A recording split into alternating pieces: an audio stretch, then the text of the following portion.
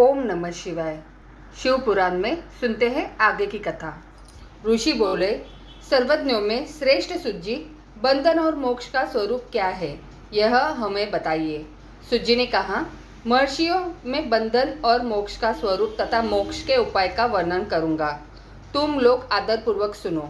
जो प्रकृति आदि 8 बंधनों से बंधा हुआ है वह जीव बद्ध कहलाता है, और जो उन 8 बंधनों से छूटा हुआ है उसे मुक्त कहते हैं। प्रकृति आदि को वश में कर लेना मोक्ष कहलाता है। बंधन आगंतुक और मोक्ष स्वतः सिद्ध है। बद्ध जीव जब बंधन से मुक्त हो जाता है तब उसे मुक्त जीव कहते हैं।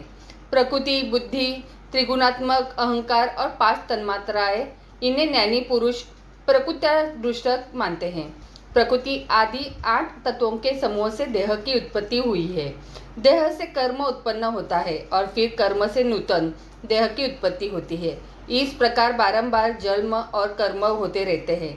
शरीर को स्थूल, सूक्ष्म और कारण के भेद से 3 प्रकार का जानना चाहिए।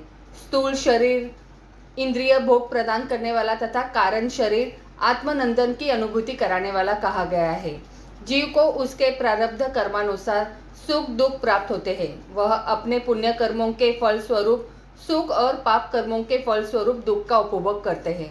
अंततः कर्म पाश से बंधा हुआ जीव अपने त्रिविध शरीर से होने वाले शुभाशुभ कर्मों द्वारा सदा चक्र की भांति बारंबार घुमाया जाता है। इस चक्रवत भ्रमण की निवृत्ति के लिए चक्रकर्ता का स्तवन एवं आराधन करना चाहिए। प्रकृति आदि जो 8 पाश बतलाए गए हैं उनका समुदाय ही महाचक्र है, और जो प्रकृति से परे है वे परमात्मा शिव है। भगवान महेश्वर की प्रकृति आदि महाचक्र के कर्ता है, क्योंकि वे प्रकृति से परे है।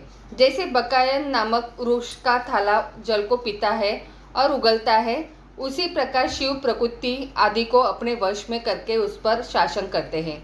उन्होंने सबको वश में कर लिया है, इसलिए वे शिव कहे गए हैं। शिव ही सर्वज्ञ, परिपूर्ण तथा निष्प्रुह है।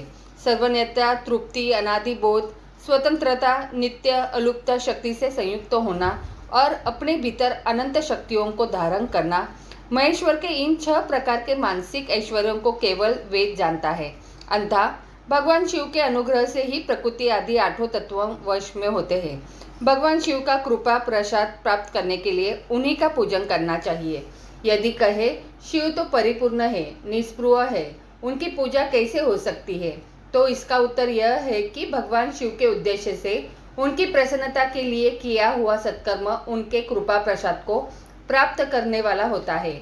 शिवलिंग में, शिव की प्रतिमा में तथा शिव भक्तजनों में शिव की भावना करके उनकी प्रसन्नता के लिए पूजा करनी चाहिए। वह पूजन शरीर से, मन से, वाणी से और धन से भी किया जा सकता है। उस पूजा से महेश्वर शिव जो प्रकृति से परे है पूजक पर विशेष कृपा करते हैं और उनका वह कृपा प्रसाद सत्य होता है। शिव की कृपा से कर्म आदि सभी बंधन अपने वश में हो जाते हैं। कर्म से लेकर प्रकृति पर्यंत सब कुछ जब वश में हो जाता है तब वह जीव मुक्त कहलाता है और स्वत्माराम रूप से विराजमान होता है। परमेश्वर शिव की कृपा से जब कर्म जनित शरीर अपने वश में हो जाता है तब भगवान शिव के लोक में निवास का सौभाग्य प्राप्त होता है। इसी को सालोक्य मुक्ति कहते हैं। जब तन्मात्राएं वश में हो जाती है तब जीव जगदम्बा सहित शिव का सामीप्य प्राप्त कर लेता है। यह सामीप्य मुक्ति है। उसके आयुध आदि और क्रिया आदि सब कुछ भगवान शिव के समान हो जाते हैं। भगवान का महाप्रसाद प्राप्त होने पर बुद्धि भी वश में हो जाती है। बुद्धि प्रकृति का कार्य है, उसका वश में होना सारी श्रेष्ठ मुक्ति कहलाता है। पुनः भगवान का महान अनुग्रह प्राप्त होने पर प्रकृति वश में हो जाएगी। उस समय भगवान शिव का मानसिक ऐश्वर्य बिना यत्न के ही प्राप्त हो जाएगा। सर्वज्ञता और तृप्ति आदि जो शिव के ऐश्वर्य है उन्हें पाकर मुक्त पुरुष अपने आत्मा में ही विराजमान होता है। वेद और शास्त्रों में विश्वास रखने वाले विद्वान पुरुष इसी को सायुज्य मुक्ति कहते हैं। इस प्रकार लिंग आदि में शिव की पूजा करने से क्रमशः मुक्ति स्वतः प्राप्त हो जाती है। इसलिए शिव का कृपा प्रसाद प्राप्त करने के लिए तत्संबंधी क्रिया आदि के द्वारा उन्हीं का पूजन करना चाहिए। शिव क्रिया, शिव तप, शिव मंत्र जप, शिव ज्ञान और शिव ध्यान के लिए सदा उत्तरोत्तर अभ्यास बढ़ाना चाहिए। प्रतिदिन प्रातः काल से रात को सोते समय तक और जन्म काल से लेकर मृत्यु पर्यंत सारा समय भगवान शिव के चिंतन में ही बिताना चाहिए। सद्योजाति मंत्रों तथा नाना प्रकार के पुष्पों से जो शिव की पूजा करता है वह शिव को ही प्राप्त होगा। ऋषि बोले, उत्तम व्रत का पालन करने वाली सुज्जी, लिंग आदि में शिवजी की पूजा का क्या विधान है, हमें बताइए। सुज्जी ने कहा, द्विजो, मैं लिंगों के क्रम का यथावत वर्णन कर रहा हूँ, तुम सब लोग सुनो। वह प्रणव ही समस्त अभिष्ट वस्तुओं को देने वाला प्रथम लिंग है, उसे सूक्ष्म प्रणव रूप समझो। सूक्ष्म लिंग निष्कल होता है और स्थूल लिंग सकल। पंचाक्षर मंत्रों को ही स्थूल लिंग कहते हैं। उन दोनों प्रकार के लिंगों का पूजन तप कहलाता है। वे दोनों ही लिंग साक्षात मोक्ष देने वाले हैं। पुरुष लिंग और प्राकृतिक लिंग के रूप में बहुत से लिंग हैं। उन्हें भगवान शिव ही विस्तार पूर्वक बता सकते हैं, दूसरा कोई नहीं जानता। पृथ्वी के विकारभूत जो जो लिंग ज्ञात है उनको मैं तुम्हें बता रहा हूँ। उनमें स्वयंभू लिंग प्रथम है, दूसरा बिंदु लिंग, तीसरा प्रतिष्ठित लिंग, चौथा चार लिंग और पांचवा गुरु लिंग। देवर्षियों की तपस्या से संतुष्ट हो उनके समीप प्रकट होने के लिए पृथ्वी के अंतर्गत बीज रूप से व्याप्त हुए भगवान शिव वृक्षों के अंकुर की भांति भूमि को भेद कर नाद लिंग के रूप में व्यक्त हो जाते हैं। वे स्वतः व्यक्त हुए शिव ही स्वयं प्रकट होने के कारण स्वयंभू नाम धारण करते हुए ज्ञानी जन उन्हें स्वयंभू लिंग के रूप में जानते हैं।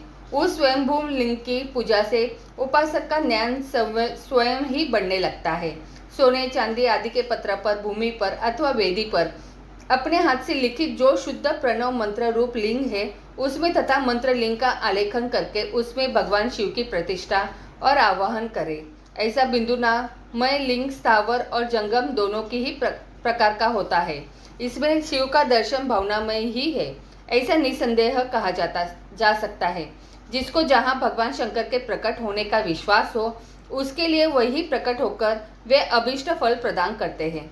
अपने हाथ से लिखे हुए यंत्र में अथवा आकृति में, स्थावर आदि में भगवान शिव का आवाहन करके 16 उपचारों से उनकी पूजा करे। ऐसा करने से साधक स्वयं ही ऐश्वर्य को प्राप्त कर लेता है और इस साधन के अभ्यास से उसको ज्ञान भी होता है।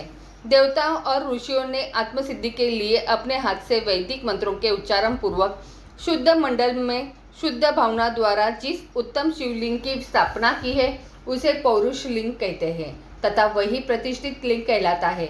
उस लिंग की पूजा करने से सदा पौरुष ऐश्वर्य की प्राप्ति होती है। महान ब्राह्मण और महाधनी राजा किसी कारीगर से शिवलिंग का निर्माण कराकर जो मंत्र पूर्वक उसकी स्थापना करते हैं, उनके द्वारा स्थापित हुआ वह लिंग भी प्रतिष्ठित लिंग कहलाता है, किंतु वह प्राकृतिक लिंग है, इसलिए प्राकृत ऐश्वर्य भोग को ही देने वाला होता है। जो शक्तिशाली और नित्य होता है उसे पौरुष कहते हैं तथा जो दुर्बल और अनित्य होता है वह प्राकृत कहलाता है। लिंग, नाभि, जिह्वा, नासाग्र भाग और शिखा के क्रम से कटी, हृदय और मस्तक तीनों स्थानों में जो लिंग की भावना की गई है उस आध्यात्मिक लिंग को ही चरलिंग कहते हैं। पर्वत को पौरुष लिंग बताया गया है और भूतल को विद्वान पुरुष प्राकृतिक लिंग मानते हैं।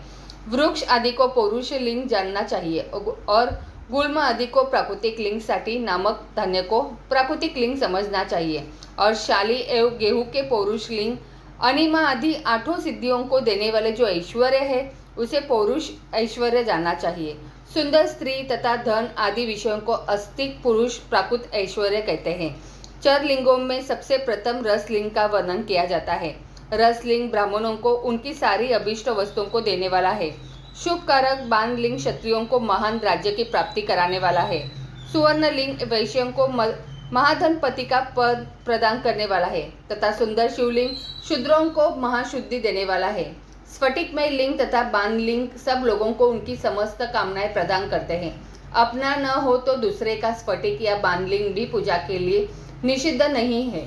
स्त्रियों विशेषतः सद्वाओं के लिए पार्थिव लिंग की पूजा का विधान है। प्रवृत्ति मार्ग में स्थित विधवाओं के लिए स्फटिक लिंग की पूजा बताई गई है, परंतु विरक्त विधवाओं के लिए रस लिंग की पूजा को ही श्रेष्ठ कहा गया है। उत्तम व्रत का पालन करने वाले महर्षियों बचपन में, जवानी में और बुढ़ापे में भी शुद्ध स्फटिक में शिवलिंग का पूजन स्त्रियों को समस्त भोग प्रदान करने वाला है। गृहासक्त स्त्रियों के लिए पीठ पूजा भूतल पर संपूर्ण अभिष्ट को देने वाली है। प्रवृत्ति मार्ग में चलने वाला पुरुष सुपात्र गुरु के सहयोग से ही समस्त पूजा कर्म संपन्न करें। इष्ट देव का अभिषेक करने के पश्चात अग्नि के चावल से बने हुए खीर आदि पकवानों द्वारा नैवेद्य अर्पण करें। पूजा के अंत में शिवलिंग को संपुट में पधराकर घर के भीतर पृथक रख दें। जो निवृत्ति मार्गी पुरुष है उनके लिए हाथ पर ही शिवलिंग पूजा का विधान है। उन्हें भिक्षादि से प्राप्त हुए अपने भोजन को ही नैवेद्य रूप में निवेदित करना चाहिए। निवृत्त पुरुष के लिए सूक्ष्म लिंग ही श्रेष्ठ बताया जाता है। वे विभूति के द्वारा पूजन करें और विभूति को ही नैवेद्य रूप से निवेदित भी करें। पूजा करके उस लिंग को सदा अपने मस्तक पर धारण करें। विभूति 3 प्रकार की बताई गई है, लोग्नि जनित, वेदाग्नि जनित और शिवाग्नि जनित। लोग्निक जनित या लौकिक भस्म को द्रव्यों की शुद्धि के लिए लाकर रखें। मिट्टी, लकड़ी और लोहे के पात्रों की, धान्यों की, तिल आदि द्रव्यों की, वस्त्र आदि की तथा पर्युषित वस्तुओं की भस्म से शुद्धि होती है। कुत्ते आदि से दूषित हुए पात्रों की भी भस्म से ही शुद्धि मानी गई है। वस्तु विशेष की शुद्धि के लिए यथा योग्य सजल अथवा निर्जल भस्म का उपयोग करना चाहिए। वेदाग्नि जनित जो भस्म है उसको उन वैदिक कर्मों के अंत में धारण करना चाहिए। मंत्र और क्रिया से जनित जो होम कर्म है वह अग्नि में भस्म का रूप धारण करता है। उस भस्म को धारण करने से वह कर्म आत्मा में आरोपित हो जाता है। अघोर मूर्तिधारी शिव का जो अपना मंत्र है उसे पढ़कर बेल की लकड़ी को जलाएं। उस मंत्र से अभिमंत्रित अग्नि को शिवाग्नि कहा गया है। उसके द्वारा जले हुए काष्ठ का जो भस्म है वह शिवाग्नि जनित है। कपिला गाय के गोबर अथवा गाय मात्रा के गोबर को तथा शमी, पीपल, पलाश, बड़, अमलतास और बेर इनकी लकड़ियों को शिवाग्नि से जलाएं। वह शुद्ध भस्म शिवाग्नि जनित माना गया है। अथवा कुश की अग्नि में शिव मंत्र के उच्चारण पूर्वक काष्ठ को जलाएं। फिर उस भस्म को कपड़े से अच्छी तरह छानकर नए घड़े में भरकर रख दे। उसे समय समय पर अपनी कांति या शोभा की वृद्धि के लिए धारण करे। ऐसा करने वाला पुरुष सम्मानित एवं पूजित होता है। पूर्व काल में भगवान शिव ने भस्म शब्द का ऐसा ही अर्थ प्रकट किया था। जैसे राजा अपने राज्य में सारभूत कर को ग्रहण करता है, जैसे मनुष्य सस्य आदि को जलाकर उसका सार ग्रहण करते हैं, तथा जैसे जठरानल नाना प्रकार के भक्ष्य, भोज्य आदि पदार्थों को भारी मात्रा में ग्रहण करके जलाता या जलाकर सारतर वस्तु ग्रहण करता और उस सारतर वस्तु से स्वेदाह का पोषण करता है, उसी प्रकार प्रपंचकर्ता परमेश्वर शिव ने भी अपने में आधेय रूप से विद्यमान प्रपंच को जलाकर भस्म रूप से उसके सारा तत्वों को ग्रहण किया है। प्रपंच को दग्ध करके शिव ने उसके भस्म को अपने शरीर में लगाया है। राग बभूते पोतने के बहाने जगत के सार को ही ग्रहण किया है। अपने शरीर में अपने लिए रत्न स्वरूप भस्म को इस प्रकार स्थापित किया है। आकाश के सारा तत्व से केश, वायु के सारा तत्व से मुख, अग्नि के सारा तत्व से हृदय, जल के सारा तत्व से कटिभाग और पृथ्वी के सारा तत्व से घुटने को धारण किया गया है। इसी तरह उनके सारे अंग विभिन्न वस्तुओं के सार रूप है। महेश्वर ने अपने ललाट में तिलक रूप से जो त्रिपुंड धारण किया है वह ब्रह्मा, विष्णु और रुद्र का सार तत्व है। वे इन सब वस्तुओं को जगत के अभ्युदय का हेतु मानते हैं। इन भगवान शिव ने ही प्रपंच के सार तत्व को अपने वश में किया है, अतः इन्हें अपने वश में करने वाला दूसरा कोई नहीं है। जैसे समस्त मृगों का हिंसक मृग सिंह कहलाता है और उसकी हिंसा करने वाला दूसरा कोई मृग नहीं है, अतएव उसे सिंह कहा गया है। शकार का अर्थ है नित्य सुख एवं आनंद, इकार का अर्थ है पुरुष और वकार का अर्थ है अमृत स्वरूपा शक्ति। इन सबका सम्मिलित रूप ही शिव कहलाता है। अतः इस रूप में भगवान शिव को अपना आत्मा मानकर उनकी पूजा करनी चाहिए। अतः पहले अपने अंगों में भस्म मले, फिर ललाट में उत्तम त्रिपुंड धारण करें। पूजा काल में सजल भस्म का उपयोग होता है और द्रव्य शुद्धि के लिए निर्जल भस्म का। गुणातीत परम शिव राजस आदि स्वीकार गुणों का अवरोध करते हैं, दूर हटाते हैं, इसलिए वे सबके गुरु रूप का आश्रय लेकर स्थित है। गुरु विश्वासी शिष्यों के तीनों गुणों को पहले दूर करके फिर उन्हें शिव तत्व का बोध कराते हैं, इसलिए गुरु कहलाते हैं। गुरु की पूजा परमात्मा शिव की ही पूजा है। गुरु के उपयोग से बचा हुआ सारा पदार्थ आत्मशुद्धि करने वाला होता है। गुरु की आज्ञा के बिना उपयोग में लाया हुआ सब कुछ वैसा ही है जैसे चोर चोरी करके लाई हुई वस्तु का उपयोग करता है। गुरु से भी विशेष ज्ञानवान पुरुष मिल जाए तो उसे भी यत्नपूर्वक गुरु बना लेना चाहिए। अज्ञान रूपी बंधन से छूटना ही जीव मात्रा के लिए साधर्य पुरुषार्थ है। अंततः जो विशेष ज्ञानवान है वही जीव को उस बंधन से छुड़ा सकता है। जन्म और मरण रूप द्वंद्व को भगवान शिव की माया ने ही अर्पित किया है। जो इन दोनों को शिव की माया को ही अर्पित कर देता है वह फिर शरीर के बंधन में नहीं पड़ता।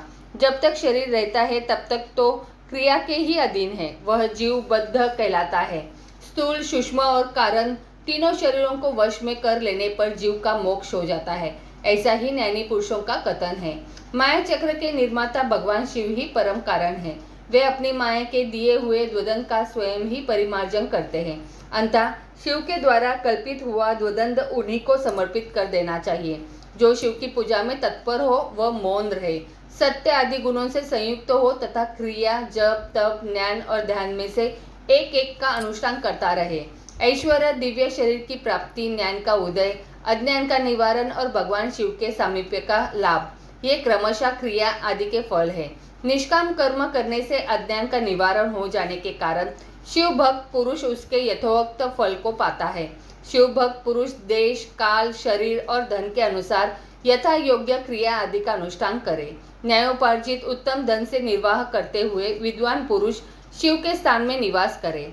जीव हिंसा आदि से रहित और अत्यंत क्लेश शून्य जीवन बिताते हुए पंचाक्षर मंत्र के जप से अभिमंत्रित अन्न और जल को सुख स्वरूप माना गया है।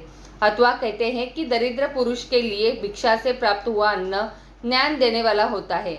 शिव भक्त को भिक्षान्न प्राप्त हो तो वह शिव भक्त को बढ़ाता है। शिव योगी पुरुष भिक्षान को शंभु सूत्र कहते हैं।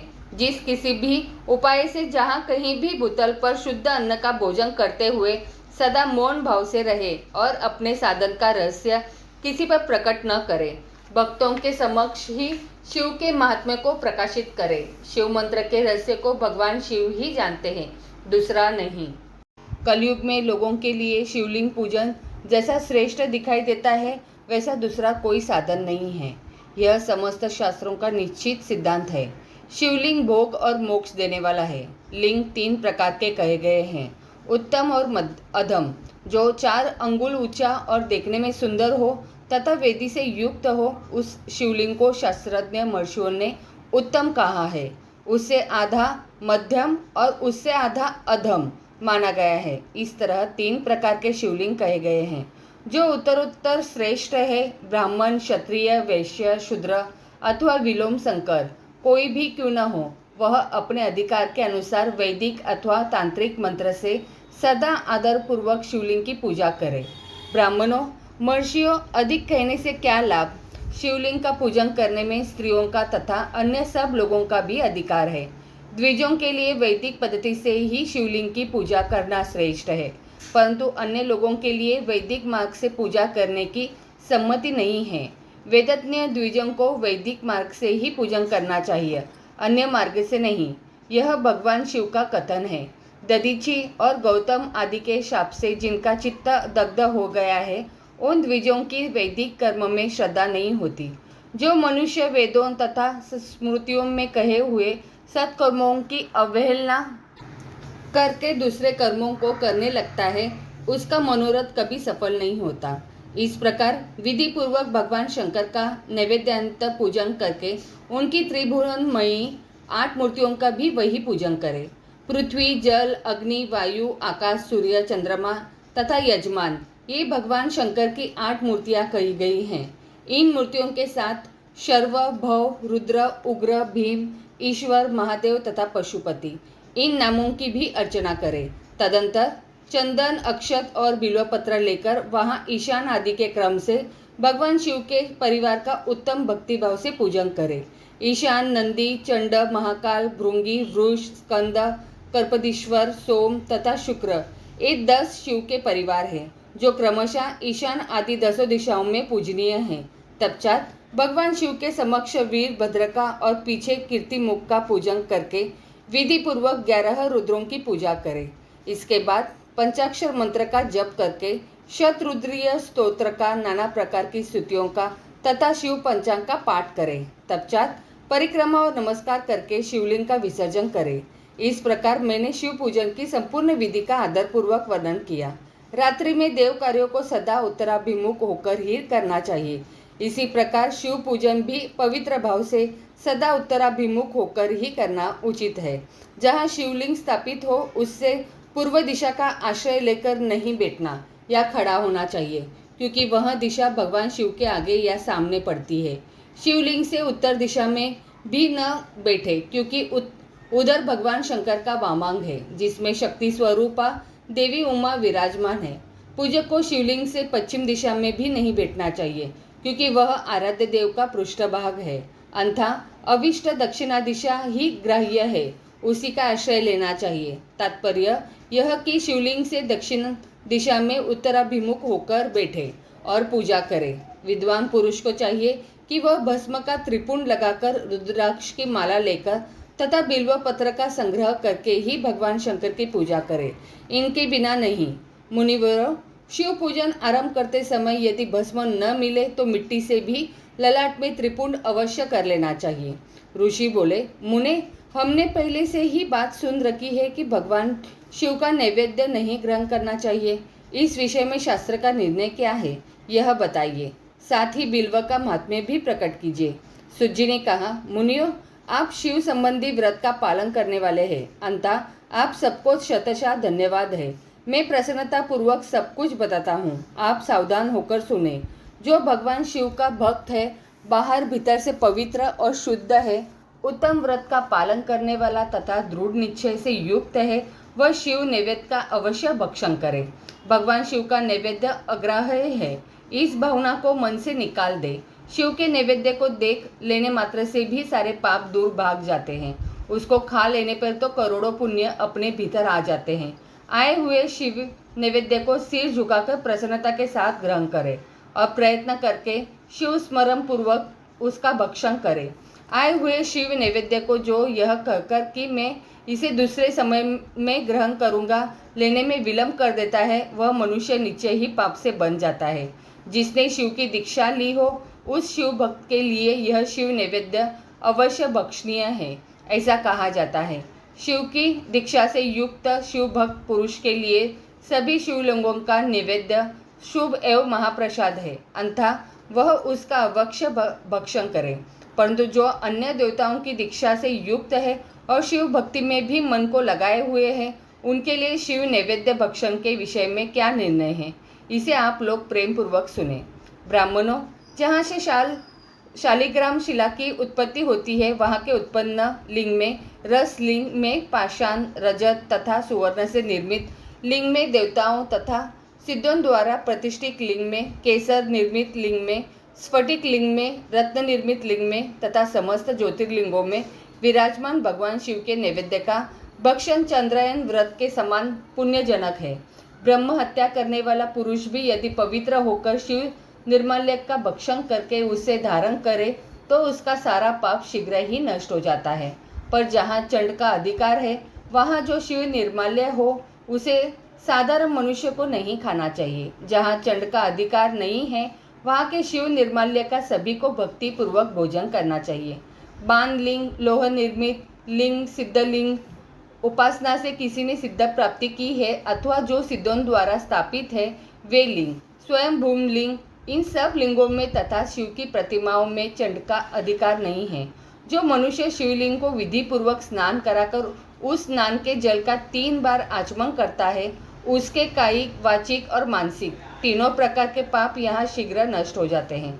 जो शिव नैवेद्य पत्र, पुष्प, फल और जल अग्राह्य है, वह सभी शालग्राम शिला के स्पर्श से पवित्र ग्रहण के योग्य हो जाता है।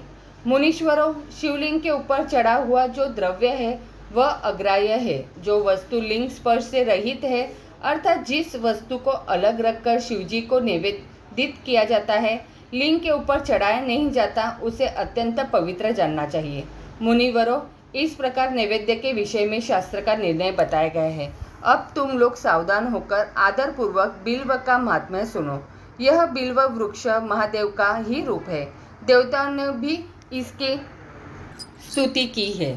फिर जिस किसी तरह से इसकी महिमा कैसे जानी जा सकती है, तीनों लोकों में जितने पुण्य तीर्थ प्रसिद्ध है वे संपूर्ण तीर्थ बिल्व के मूल भाग से निवास करते हैं। जो पुण्यात्मा मनुष्य बिल्व के मूल में लिंग स्वरूप अविनाशी महादेव जी का पूजन करता है वह निश्चय ही शिवपद को प्राप्त होता है।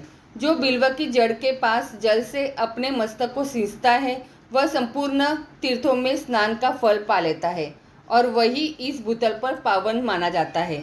इस बिल्व की जड़ के परम उत्तम थाले को जल से भरा हुआ देखकर महादेव जी पूर्णतया संतुष्ट होते हैं। जो मनुष्य गंध पुष्प आदि से बिल्व के मूल भाग का पूजन करता है वह शिवलोक को पाता है और इस लोक में भी उसकी सुख संतति बढ़ती है। जो बिल्व की जड़ के समीप आदर पूर्वक दीपावली जलाकर रखता है वह तत्वज्ञान से संपन्न हो भगवान महेश्वर में मिल जाता है।